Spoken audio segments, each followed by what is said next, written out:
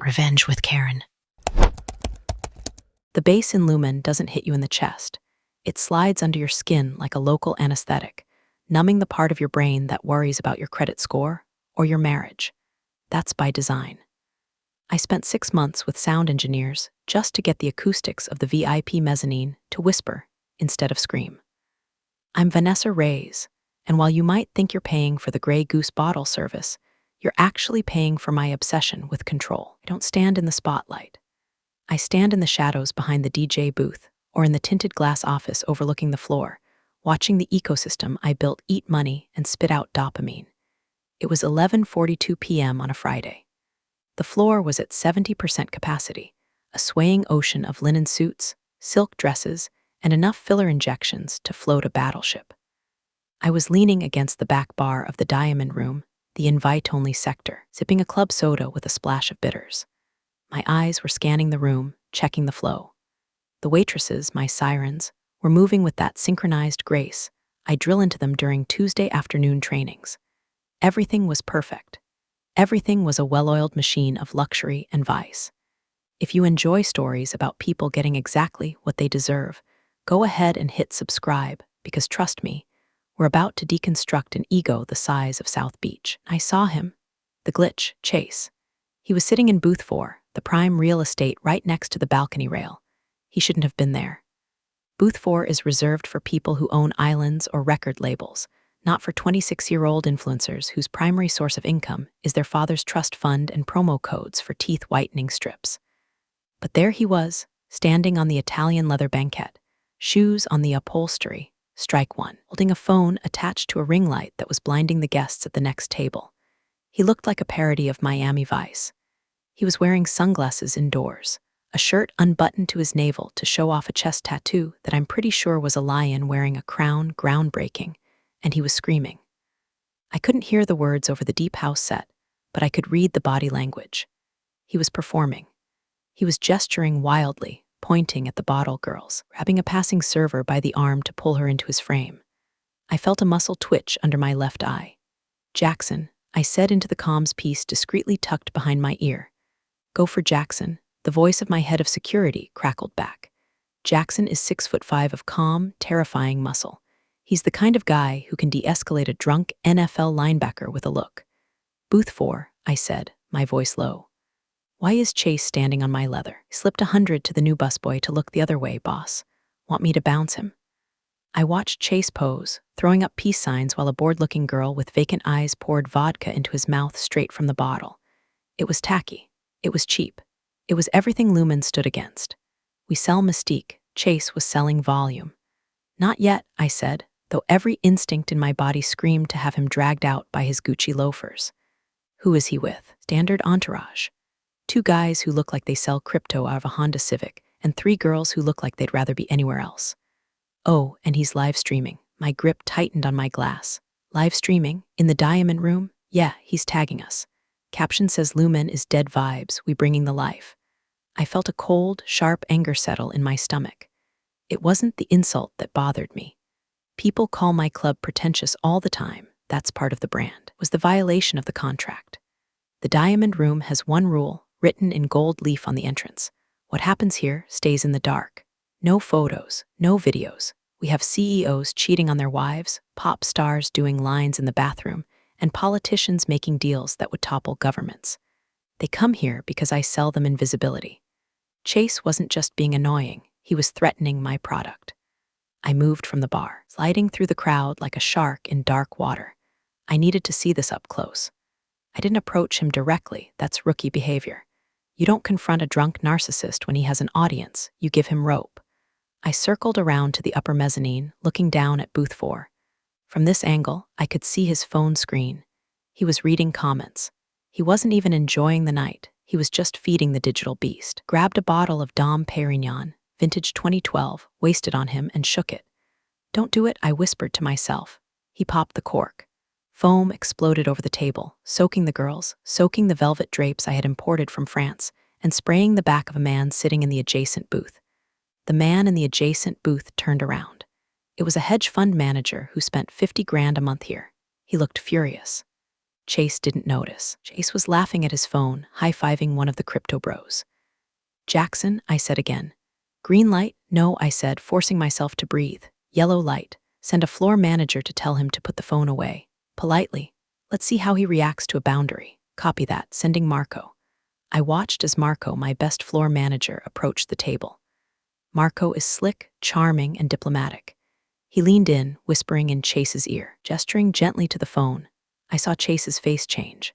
The smile vanished, replaced by a sneer that looked too big for his face. He pulled away from Marco, shouting something. He pointed a finger in Marco's face. Then he did the one thing you never do in my house. He shoved Marco. It wasn't a hard shove, just a drunk, entitled stumble push, but it was contact. The music seemed to stop for me, though the beat kept thumping. "Boss." Jackson's voice was tighter now. "Hold," I said. "Let him dig. He's feeling invincible. Let's find out why." Chase was back on his phone now, clearly recounting the injustice to his followers. I could imagine the narrative, they trying to silence the king. Haters everywhere.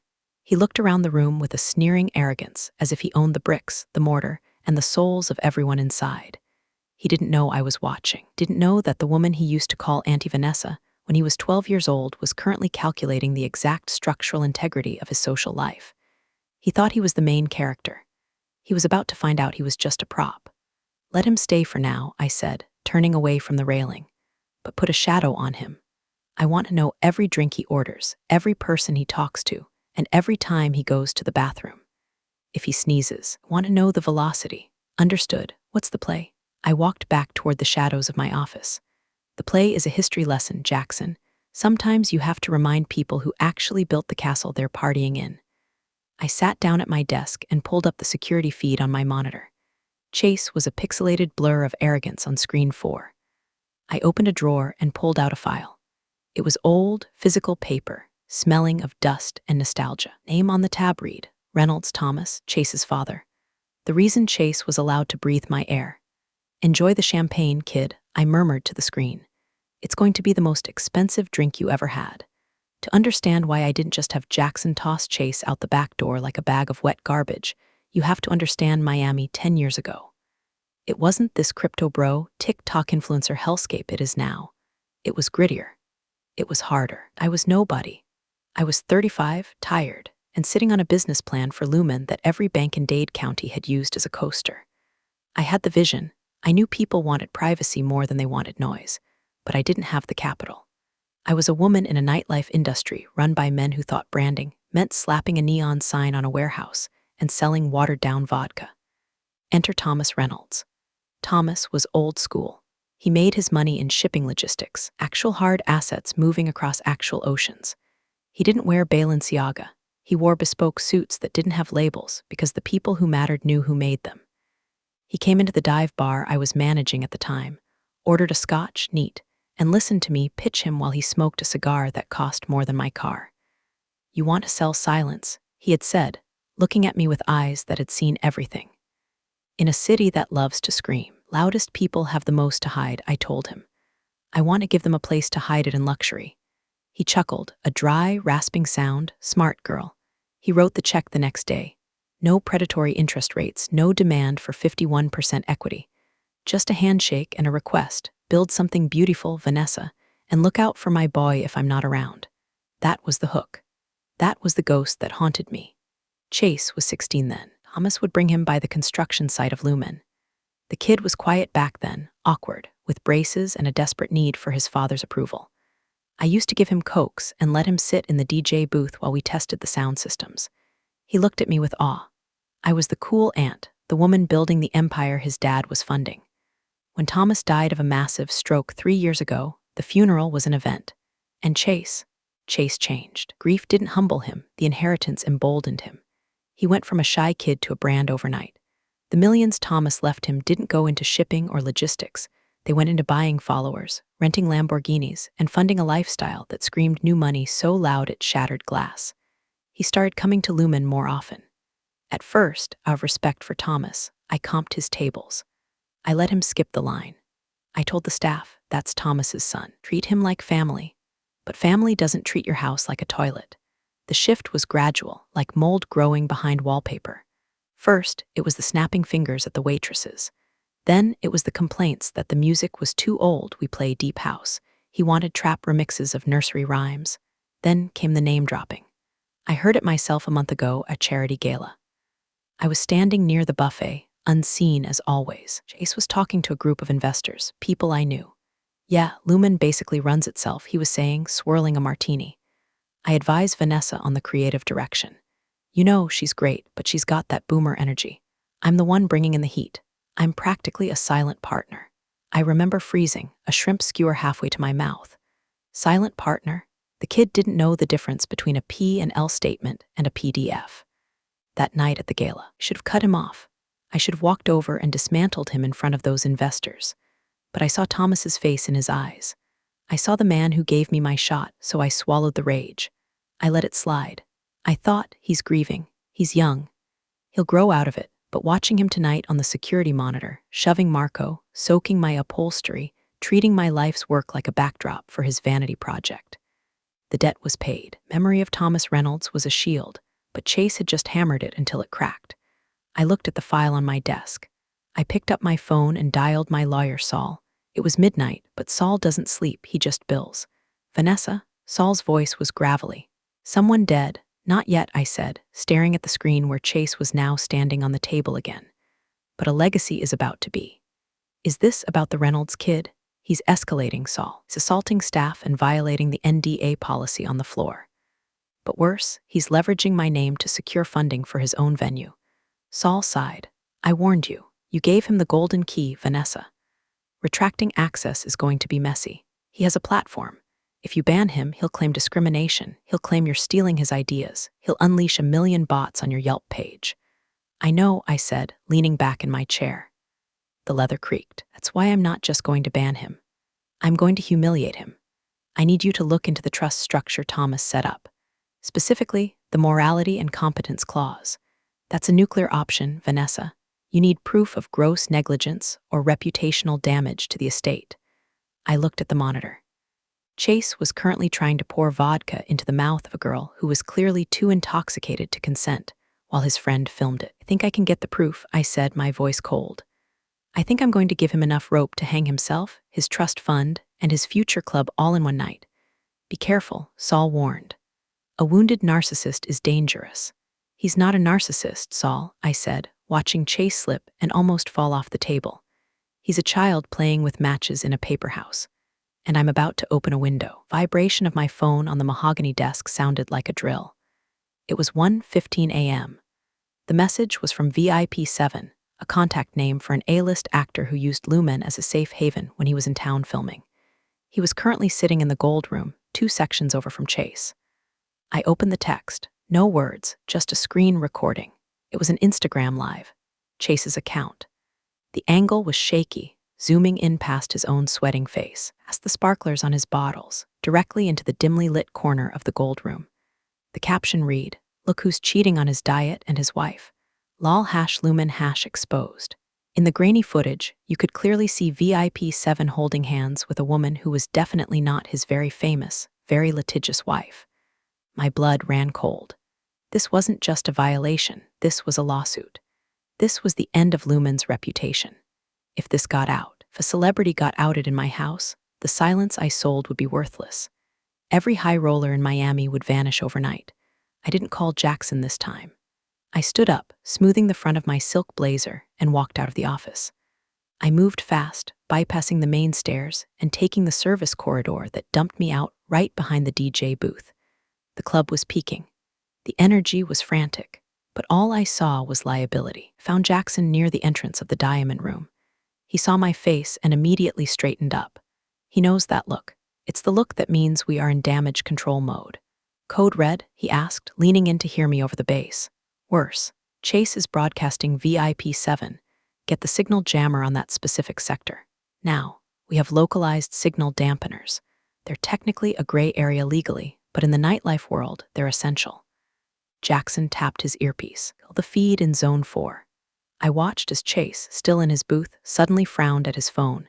He tapped the screen aggressively. He held it up in the air, searching for the signal we had just strangled. Now, I told Jackson, I need you to go to VIP7. Apologize. Comp the entire night. Tell him the leak has been contained and the individual responsible is being handled. Lie if you have to. Tell him we confiscated the device. And Chase. Jackson cracked his knuckles. Do we toss him now? No. I watched Chase rebooting his phone, looking like a toddler whose iPad died. If we toss him now, he goes home, gets on Wi-Fi, and uploads the saved video. He has the footage on his camera roll. This was the trap. If he left the building, the video left with him.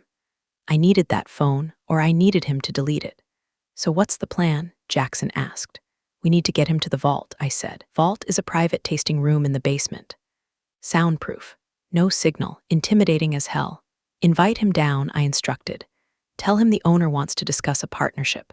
Tell him we want to feature him as the face of our new summer campaign. Stroke the ego. Jackson smirked. He'll swallow that hook whole, I know. Once he's down there, get the phone. Tell him it's a phone-free brainstorming session. While you have the phone, wipe the video. And if he resists, he won't. Wants validation more than he wants content. Give him the validation. I watched from the shadows as Jackson approached Chase's table.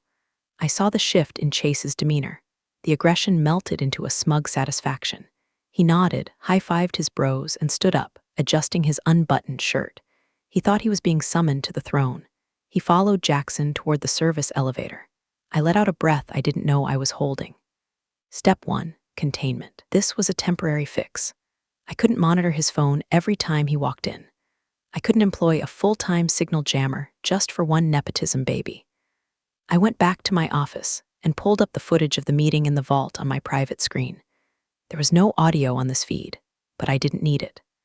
I watched Chase hand over his phone to Jackson, laughing, probably making a joke about how he knew this day would come. Jackson placed the phone in a Faraday bag on the table, standard protocol for high-level meetings, and proceeded to negotiate. I knew Jackson was currently feeding him a line of bullshit about a Lumen ambassador program. I watched Chase nodding, gesturing, talking about himself. He had no idea that while they spoke, my tech guy, who had entered the room as a waiter to collect the phone for security tagging, was currently scrubbing the metadata and the recent files in the back room. 10 minutes later, the waiter returned the phone. Chase didn't even check it. He shook Jackson's hand and left the room, looking like he'd just conquered Rome. He went back up to the party. I sat in the dark. I had saved the night. VIP 7 was safe. The brand was safe. For tonight. But Chase had crossed the line from nuisance to predator. He had hunted my guests for clout. I looked at the calendar on my wall. Next Friday was the Eclipse event. Our quarterly rebrand party, the most exclusive night of the season. Okay, Chase, I whispered. You want to be a partner? You want to be a player? Let's see how you play when the game is rigged. I pulled a fresh notepad toward me. At the top, I wrote Operation Blacklist. Underneath, I wrote 3 things. 1.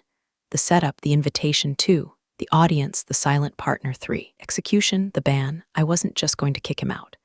I was going to make sure that by the time he left, he didn't have a name to drop anymore. In Miami, the most powerful word isn't yes. It's no. No creates desire. No builds value. If you tell a man like Chase he can't have something, he will burn down his own house trying to get it. The Eclipse event was designed to be a fortress of no. I spent the week curating the guest list with the precision of a surgeon. 200 people. No plus ones.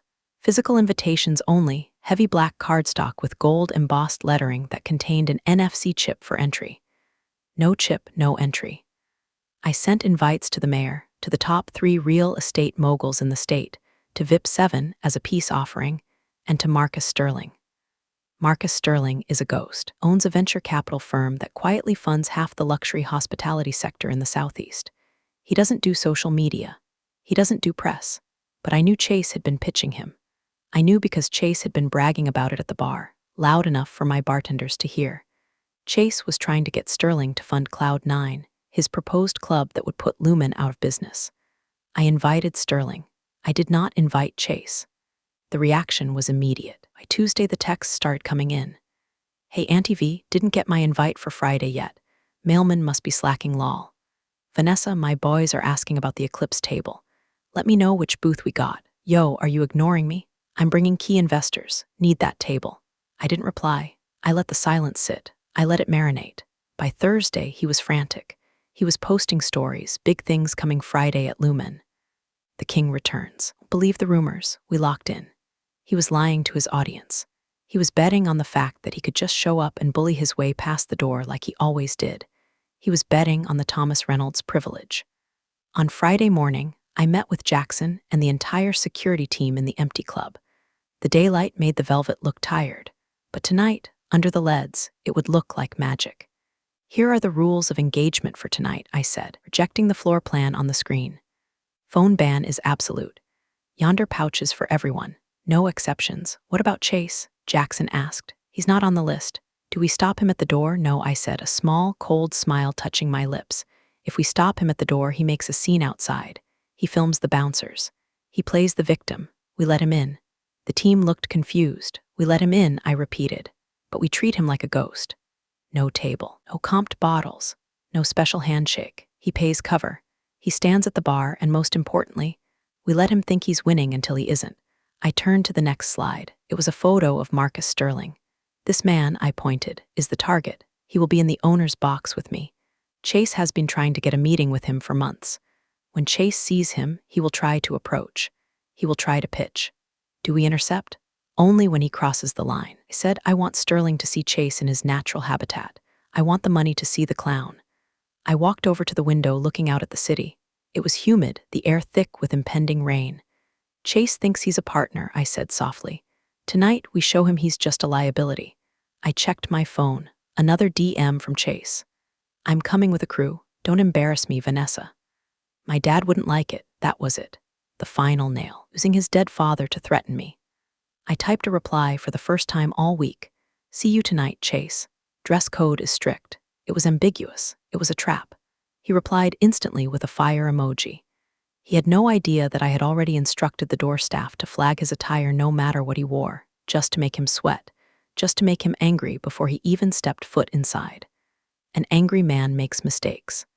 And tonight, I needed a catastrophe. Theme for Eclipse was Midnight Garden. We had draped the entire ceiling in cascading wisteria and installed localized scent diffusers that smelled of jasmine and expensive gin. The lighting was low, deep purples and blues, making everyone's skin look flawless. It wasn't a club, it was a film set. By 11 o'clock p.m., the room was a gallery of power. The mayor was sipping whiskey in booth 1. 2 NBA players were low-key in the corner. And in the owner's box, glass-walled mezzanine that hovered above the DJ booth, sat Marcus Sterling. He was a man of few words, sharp features, and a suit that cost more than the average American mortgage. I poured him a glass of Krug. "Impressive room, Vanessa," he said, watching the crowd. "Controlled. I like controlled." "Chaos is bad for business, Marcus," I replied, taking a seat opposite him. "You can't monetize a mess." We were discussing a potential expansion of Lumen into Vegas. This was the night I was supposed to close him. But I had one eye on the security feed from the front door. Chase had arrived. He rolled up in a rented white Ferrari, flanked by his usual circus. He was wearing a white suit with no shirt underneath, layers of gold chains and sunglasses. He looked like a drug dealer from a bad 80s movie. I watched the interaction on the screen. The head doorman, Big Tony, stopped him.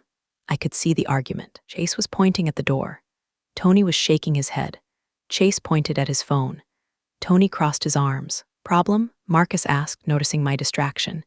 "Just a minor variable," I said, testing the filters. I tapped my comms. "Let him simmer for 2 more minutes, Tony. Then let him in.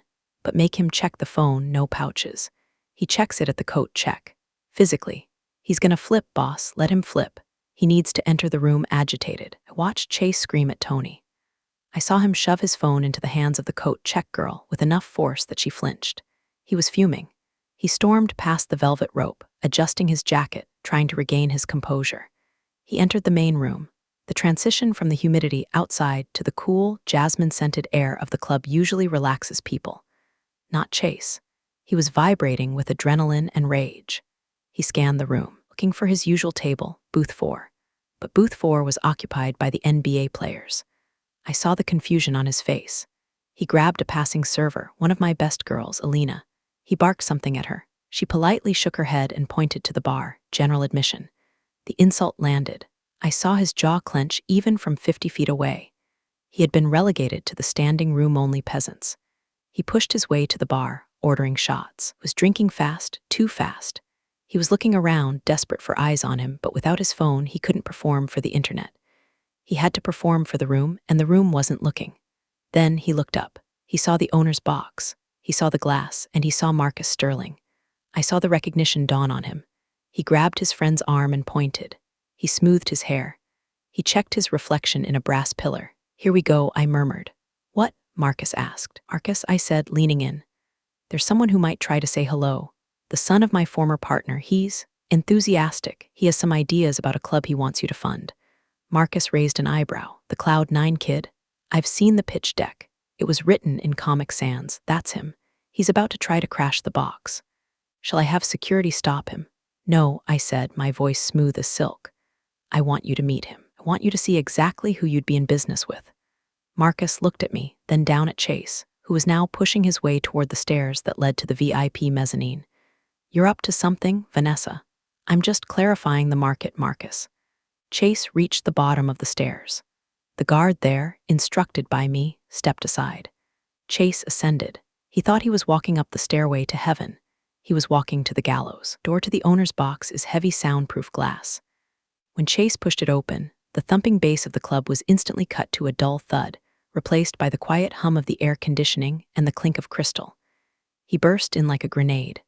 "Vanessa," he shouted, throwing his arms out. "What is this? Why is my table taken? Do you know who I brought? I got the guys from." He stopped. He saw Marcus Sterling sitting on the velvet sofa, legs crossed, holding a flute of champagne. Chase's entire demeanor shifted. It was like watching a chameleon try to change colors on a strobe light.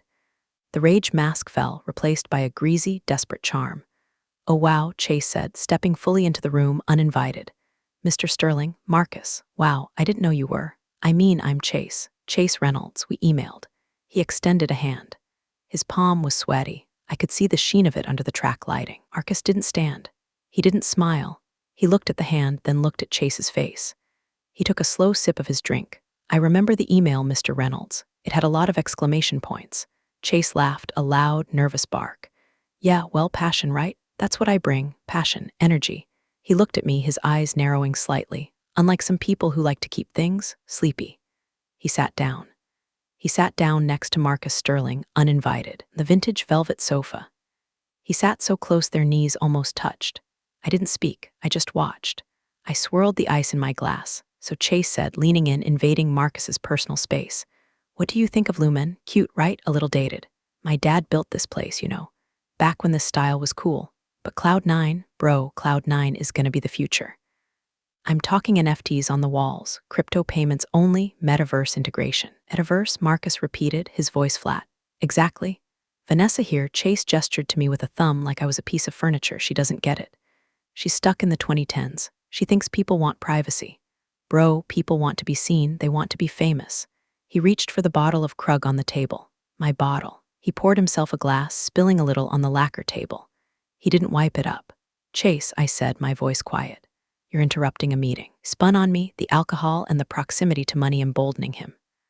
"Oh, come on, Nessie. Don't be a buzzkill. I'm just talking business. You're always so uptight. Maybe if you loosened up, you wouldn't be sitting up here alone all the time." He turned back to Marcus, dropping his voice to a conspiratorial whisper, explicitly ignoring me now. "See, that's the problem with female owners," he said, winking. "Too emotional. Too attached to the vibe. You need a killer. You need a guy who knows how to hunt." The air in the room seemed to drop 10 degrees. Marcus slowly set his glass down. He looked at Chase with the kind of look a scientist gives a fascinating, disgusting insect. "You think Vanessa is emotional?" Marcus asked. "I mean, look at her." Chase laughed, gesturing at me. "She's upset because I took a drink. It's small thinking. I'm a big picture guy." Chase leaned back, spreading his arms, putting his muddy loafers on the edge of the coffee table. "You fund me, Marcus, and I'll put this place out of business in 6 months. I'll crush her. No offense, Vanessa, just business." He grinned. He thought he had crushed it. He thought he was displaying alpha dominance. I looked at Marcus. Marcus looked at me. A tiny, almost imperceptible nod passed between us. The interview was over. "Chase," I said, standing up. "What?" He snapped, annoyed at the interruption of his pitch. "Spilled champagne on the table, so? Get a maid to clean it up." "I don't need a maid," I said, reaching into my pocket. "I have a janitor." I pressed the button on my comms, 2 clicks. The door opened 3 seconds later. Jackson didn't come alone. He brought 2 others. They filled the room like storm clouds. Chase looked up, confused. "Whoa, party's getting crowded." Jackson didn't speak. He walked around the table. He moved with a terrifying efficiency, reached down and grabbed Chase by the back of his white collar and the belt of his trousers.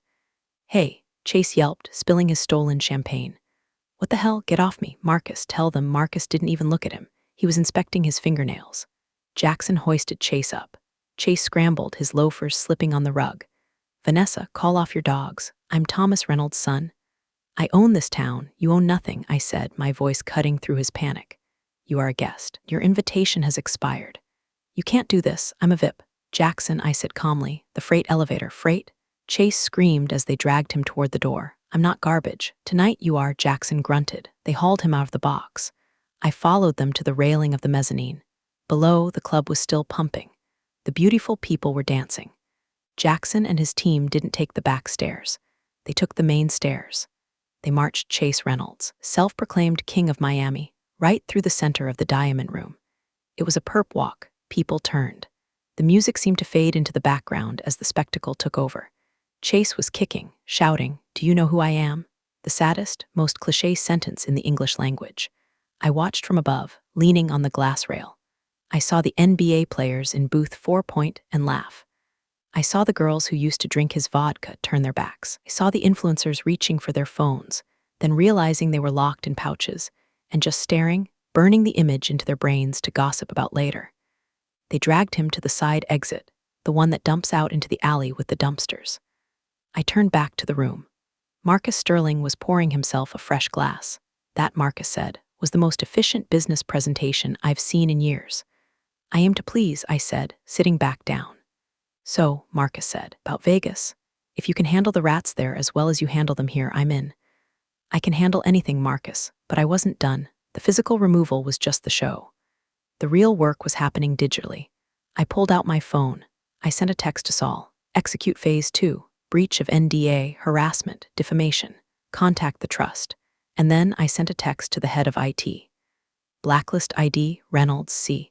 Facial recognition update. Doesn't get past the sidewalk, ever again." I looked down at the empty spot on the sofa where Chase had sat. The wet stain of champagne was drying. "We'll need to roof-ulster that," I noted.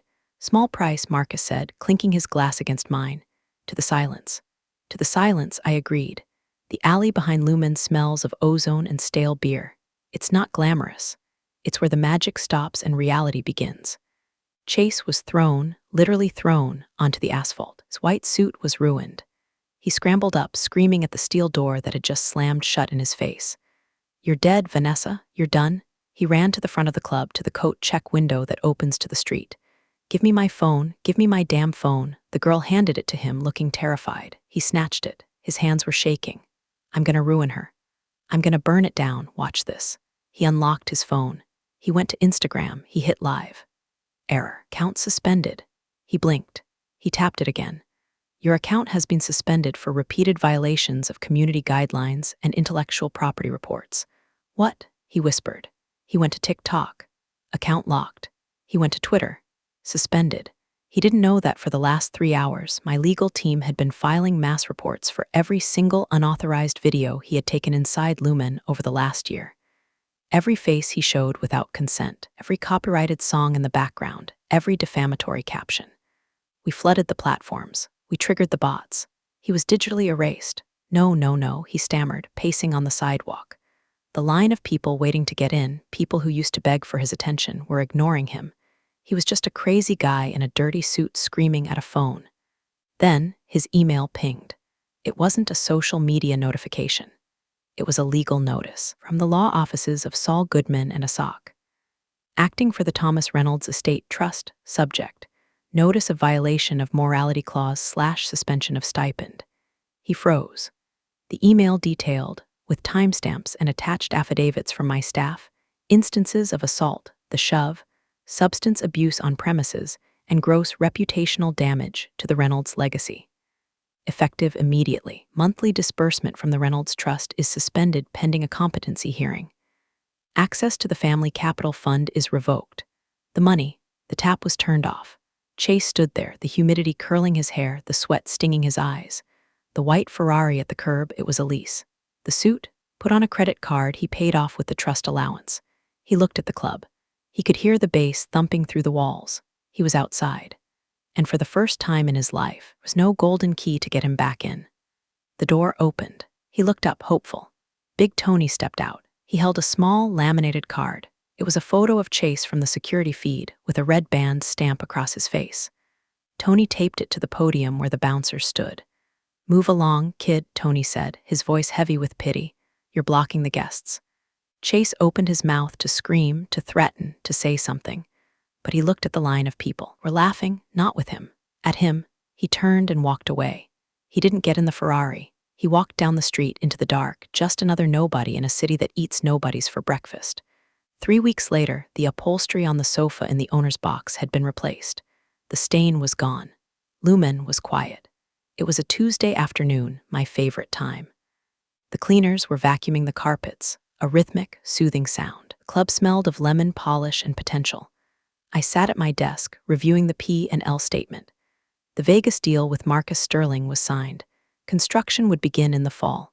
We were projecting a 200% ROI in the first year. Jackson knocked on the open door frame. "Package for you, boss." He handed me a thick envelope. It was hand-delivered, no postage. I recognized the handwriting. It was jagged, frantic. Chase. I felt a ghost of a pang in my chest. I remembered the 16-year-old boy drinking Coke in the DJ booth. I remembered the promise I made to Thomas. Look out for my boy. I had looked out for him. I had stopped him from destroying himself completely. I had stopped him from wasting the family fortune on a club that would have failed in a month. I had given him the greatest gift you can give a spoiled child: consequences. I didn't open the envelope, knew what was inside: an apology, a plea, a request to talk, maybe a threat. It didn't matter. Words are cheap. Actions are currency, and his account was overdrawn. "Burn it," I said, sliding the envelope back across the desk to Jackson. "Don't you want to read it?" "No," I said. "We don't look back, Jackson. We only look at the door." Jackson nodded, took the envelope, and left. I swiveled my chair to look at the monitors. The cameras cycled through the empty rooms. Main floor, the gold room, the diamond room, the vault. It was my kingdom. It was a fortress of silence in a noisy world. I opened the bottom drawer of my desk and pulled out a bottle of scotch, Thomas's brand. I poured 2 glasses, one for me, one for the empty chair opposite me. "I did it, Thomas," I whispered to the empty room. I saved the name. I kept the standard. I took a sip. It burned, warm and grounding. The phone on my desk buzzed. It was a text from Marcus. "Vegas blueprints are in. They want to know if we need a designated space for influencers." I smiled, a real smile. I typed back, "No, build higher walls, make the glass darker. We sell mystery. If they want to be seen, they can go to the circus." I hit send. I turned off the lights in the office. Below me, the staff was preparing for the night. The ice was being stocked. The lights were being tested. The bass was beginning to hum, heartbeat starting up again. The show goes on. The guest list is closed, and I am exactly where I belong, in the dark, in control. Places don't hand out justice memos, but somehow it always finds the right inbox. This story was proof that quiet moves beat loud egos every time. Thanks for listening. See you next time.